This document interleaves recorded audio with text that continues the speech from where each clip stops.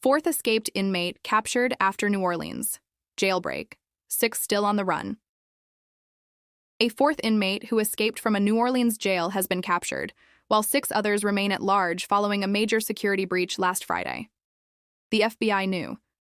Orleans announced Monday evening that 21-year-old Gary C. Price was apprehended by the Louisiana State Police.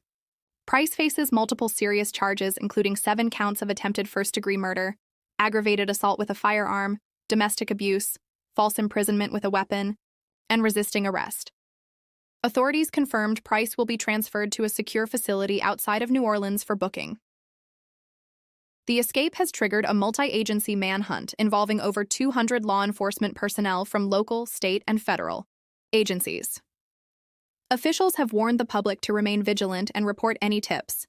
The FBI has offered a $5,000 reward for information leading to the arrest of the remaining fugitives.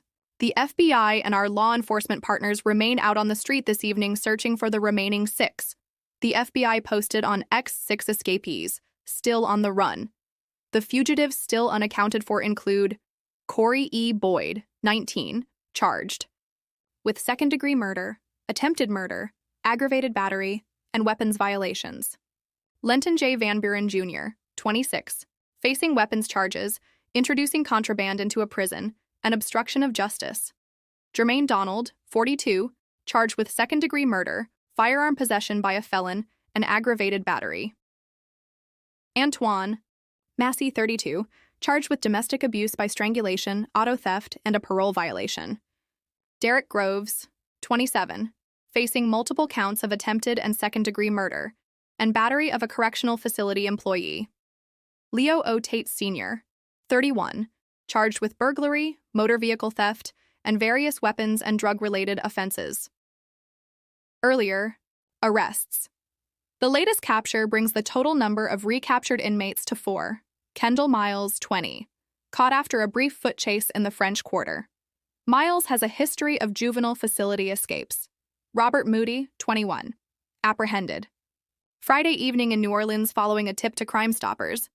D. Keenan Dennis found near Chef Mentir Highway, confirmed by Louisiana Attorney General Liz Murrill. Investigations underway.